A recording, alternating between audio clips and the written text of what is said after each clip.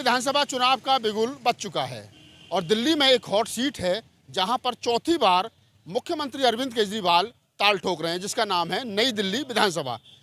उनको घेरने के लिए कांग्रेस और बीजेपी ने बड़े दांव चले हैं। वहीं कांग्रेस ने पूर्व मुख्यमंत्री शीला दीक्षित के सुपुत्र संदीप दीक्षित को चुनावी मैदान में उतारा है, तो बीजेपी ने पूर्व मुख्यमंत्री साहब सिंह वर्मा के बेटे परवेश वर्मा को चुनावी मैदान में उतारा है। साथ ही साथ अब बहुजन समाज पार्टी ने बड़ा दांव खेला है। छात्र नेता वीरेंद्र को वहां पर अपना प्रत्याशी बनाया है और वीरेंद्र मेरे साथ आज यहाँ मौजूद हैं। पीछे 26 अलीपुर रोड है, नॉमिनेशन हो चुका है और बाबा साहब डॉक्टर अम्बेडकर के दर्शन करने के लिए वो यहाँ पहुंचे थे अपने तमाम साथियों के साथ में। तो मैंने सोचा कि उनसे बातचीत की जाए और आप तक पहुंचाया जाए इस हॉट सीट पर आखिरकार क्या होने वाला है। वीरेंद्र, स्वागत है आपका। जय भीम। बसपा ने प्रत्याशी बना दिया, क्या तैयारियां हैं? आपको लगता है कि बड़ा रोचक मुकाबला होने वाला है? देखो सर, आज के समय पे आपने देखा देश में चल क्या रहा है। पहले तो मैं ये बताना चाहूँगा कि आज अगर कोई भी नेता किसी भी पार्टी का नॉमिनेशन करने के बाद कोई मंदिर में जाता है, कोई मस्जिद में जाता है, लेकिन हमारे देश का जो असली मंदिर मस्जिद कोई ऐसी जगह है जिसे हमें संकल्प लेना चाहिए। जो आज हमारे देश के पिछड़े दलित और जो अल्पसंख्यक लोग हैं या आदिवासी समाज के जो लोग हैं और बहुजन लोग हैं, उनके लिए अगर कोई मंदिर है तो ये 26 अलीपुर रोड है।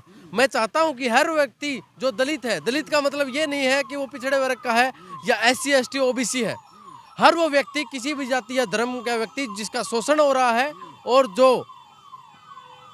किसी मायने में किसी वर्ग से का व्यक्ति जो पिछड़ा हुआ है वो दलित है, उसके लिए बाबा साहेब भीमराव अम्बेडकर जी ने हमें अधिकार दिया, जिसके बलबूते पर आज हम दिल्ली की हॉट सीट पे अब चुनाव लड़ने का हमें मौका मिला। वरना हम भी उसी वर्ग से आते हैं जो मटके से पानी नहीं पीने नहीं दिया जाता था। तो मैं एक कारवां आपको बताना चाहता हूं कि एक वक्त था जब बाबा साहेब भीमराव अम्बेडकर जी पढ़ने गए स्कूल में और उनको वहाँ पर एक छोटी जाति का नाम देकर वहाँ से मतलब बर्खास्त कर दिया गया कि आप यहाँ नहीं पढ़ सकते, आप बाहर पढ़ोगे बैठ के। तो उन्होंने अपनी माँ से आके पूछा कि माँ, ये जाति प्रथा है क्या कि मैं पढ़ नहीं सकता या किसी के साथ बैठ के खाना नहीं खा सकता या उनके मटके से पानी नहीं पी सकता? तो उनकी माँ ने बताया कि कोई एक किताब है जिसमें लिखा है कि हम नीची जाति के हैं।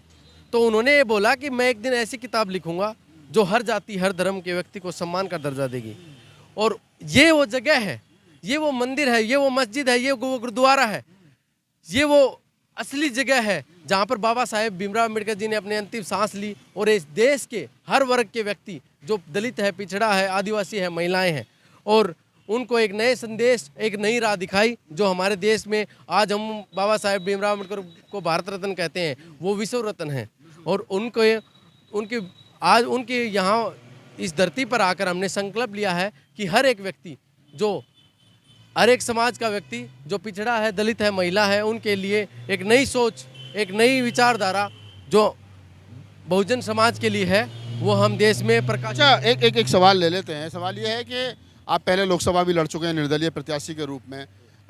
बहुजन समाज पार्टी क्यों चुनी? अन्य बहुत सारी पार्टी थी, आम आदमी पार्टी है, बीजेपी है, कांग्रेस है, आजाद समाज पार्टी है, तो फिर बसपा से चुनाव लड़ने का मन कैसे बना?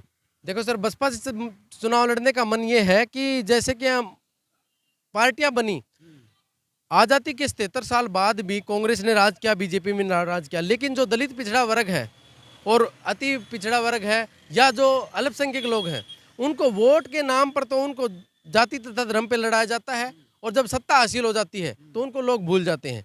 अभी जैसे गृह मंत्री ने अम्बेडकर वाला बयान दिया, तो कहीं ना कहीं बहुजनों के मन में, कहीं भी ना कहीं अम्बेडकरवादियों के मन में ये जहन है कि ये कुछ गलत है, लेकिन आवाज़ कोई नहीं उठा रहा। आवाज़ कहीं ना कोई उठी, लेकिन वो बहुत कम थी, क्योंकि आज जो पिछड़े वर्ग के लोग हैं या जो दलित हैं, आदिवासी हैं, वो किसी ओहदे पर पहुंचे हैं, वो बाबा साहेब भीमराव अम्बेडकर की देन है। और उस ओहदे पर पहुंचने के बाद भी हम अगर आवाज़ नहीं उठाते, गरीब आदमी कितना आवाज़ उठाएगा? गरीब आदमी की तो वैल्यू यही है कि आज नेता अपने भीड़ में शामिल कर लेते हैं और जिसके पास खाने के लिए रोटी नहीं है तो वो आदमी तो मजबूर है बिकने के लिए। नेता ये कहते हैं या हमारे सामाजिक लोग ये कहते हैं कि हमारी गरीब जनता बिक रही है, और वो आदमी मजबूर है, जिसके पेट में रोटी नहीं है वो आज कोई बड़ा चीज़ नहीं कर सकता, क्योंकि उसको रोटी की भी भूख है।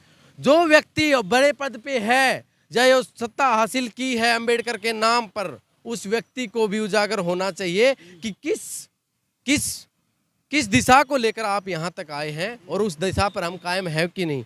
बहुजन समाज पार्टी जिस दिशा पर काशीराम जी ने जिस रास्ते पर हमें चलाया था और बहुजन समाज पार्टी वहाँ टिकी हुई है, उसी विचारधारा को जोड़कर हम उस विचारधारा से जुड़कर एक नई संदेश जो देश में आज नहीं तो 2 दिन बाद इस देश में बहुजनों का राज लेके आएंगे और एक ऐसी विचारधारा जो माननीय काशीराम जी ने शुरुआत की थी उसको हम कायम करेंगे। अच्छा, एक सवाल और आता है कि लोग कहते हैं कि बहुजन समाज पार्टी वोट काटने का काम कर रही है, केजरीवाल को मुश्किल में डाल करके बीजेपी की जीत आसान कर रहे हैं। जितने वोट आप काटेंगे उतना सीधा सीधा बीजेपी को फायदा होगा। तो वोट काटने की राजनीति चल रही है या वास्तव में चुनाव लड़ने की राजनीति चल रही है? चुनाव लड़ने की राजनीति है सर, ये राष्ट्रीय पार्टी है, हर प्रदेश में चुनाव लड़ती है, ऐसा नहीं है। हमें तो अपना बहुमत साबित करना है। अब मैं बता दूं कि केजरीवाल जी ने ये बोला कि केजरीवाल जी बोलते हैं कि आज झुग्गी बस्ती में रहने वाले SC ST समाज के लोग और मुस्लिम समाज के लोग जो केजरीवाल को कुर्सी पर बैठाया हुआ है, कुर्सी पर लगातार 13 साल पर कुर्सी पर बैठाने वाले ये जो लोग हैं, मैं ये कहना चाहूँगा केजरीवाल जी ने प्रेस कॉन्फ्रेंस करके ये कहा कि ऑटो चलाने वाले ड्राइवर को हम साल में 2 बार वर्दी फ्री देंगे, वो देंगे होली या दिवाली को। तो ये दर्शाती है कि ये आदमी भी अंदर से जो जाति तथा धर्म की राजनीति ना करने वाली बात कहने वाला लोग, ये जो केजरीवाल है, ये गिरगिट आदमी, इसकी चड्डी भी मैं आपको बता दूं कि इसकी चड्डी भी खाकी है, मनुवादी है। और मैं कहना चाहूँगा कि आज जैसे इन्होंने कहा कि चुनाव लड़ने के लिए कि जो मंदिरों में जो पुजारी बैठे हैं 18,000 रुपये ग्रंथियों को देंगे। हाँ, तो अगर धर्म की बात तुम करोगे तो तुम संविधान की बात नहीं कर सकते। तो ये मुद्दा तो ये भी उठ रहा है कि आप बौद्ध भिक्षुओं को क्यों नहीं दे रहे हो, सिर्फ ग्रंथियों को और पुजारियों को क्यों दे रहे हो? देखिए सर, अगर देना ही है तो गरीब को दीजिए, देना है तो मजदूर को दीजिए। आज मजदूर आदमी किसी बिल्डिंग में काम करता है और उसकी डेथ हो जाती है या कोई भी इंजरी हो जाती है तो उसको दिल्ली सरकार 1 पैसा नहीं देती। सीवर में काम करने वाला मजदूर अपना सर्दी के ठंड में भी पूरे कपड़े निकाल के उस गंदगी में घुसता है, अगर उसको मर जाते हैं तो उसके घर परिवार को 1 पैसा नहीं मिलता। अच्छा, एक सवाल लास्ट में लेते हैं। आपको लगता है आप पढ़े लिखे हैं, एजुकेटेड हैं, छात्र राजनीति से जुड़े रहे हैं, दिल्ली विश्वविद्यालय से की राजनीति से जुड़े रहे हैं, डूसू से, आपको लगता है कि राजनीति ही एक ऐसा रास्ता है जिससे गरीबों का, पिछड़ों का, दलितों का भला किया जा सकता है और कोई रास्ता नहीं? बिल्कुल सर, देखो बाबा साहेब भीमराव अम्बेडकर जी ने कहा था शिक्षित बनो, संगठित रहो, संघर्ष करो। अब मैंने शिक्षा हमने ली और हम संगठित हो रहे हैं धीरे धीरे, और जब तक संघर्ष नहीं करेंगे, और आज के मुद्दे पर राजनीति ऐसा संघर्ष है जहां पर पहुंचकर आप कुछ कर सकते हो, वरना कोई भी ऑफिसर किसी भी जाति किसी भी धर्म का हो, जो सत्ता आती है उसी के पक्ष में हो जाता है। भाई किसी को कुर्सी का डर है या किसी को किसी और चीज का डर। एक थोड़ा बताइए, नई दिल्ली आपका चुनावी क्षेत्र है, तो नई दिल्ली के मतदाता से क्या अपील करना चाहोगे? नई दिल्ली के मतदाताओं से हम अपील करना चाहेंगे कि बहुजन समाज पार्टी एक वैचारिक पार्टी है, आप इनसे जुड़े। हम जाति धर्म की बात नहीं करते, हम मुद्दों की बात करते हैं, हम दलितों की बात करते हैं, हम पिछड़ों की बात करते हैं, हम अल्पसंख्यकों की बात करते हैं। मैं ये चाहता हूं कि जैसे ही बहुजन समाज पार्टी एक बहुत बड़ा प्रदर्शन दिल्ली में करेगी, और केजरीवाल हो या नरेंद्र मोदी जी की सरकार या बीजेपी सरकार हो, उसको उखाड़ फेंकने का काम हम करेंगे। धरातल पे काम करना हमने शुरू किया है और इसका रिजल्ट दिखेगा बहुत जल्द। बहुत जल्द इसका रिजल्ट दिखेगा। तो जैसा आपने पूरी बातचीत में सुना कि वीरेंद्र हैं और छात्र राजनीति से निकले हैं, बहुजन समाज पार्टी ने केजरीवाल के सामने इनको टिकट दिया है। चुनावी परिणाम क्या होगा वो तो 5 फरवरी को वोटिंग के बाद में पता चलेगा, लेकिन इतना तो तय है कि जिस उत्साह के साथ में वीरेंद्र चुनावी मैदान में है, कहीं ना कहीं केजरीवाल की मुश्किलें निकट भविष्य में बढ़ने वाली हैं। आपकी इस पूरी बातचीत के बारे में क्या प्रतिक्रिया है, हमें कमेंट सेक्शन बताइए और मुझे दीजिए इजाज़त। धन्यवाद।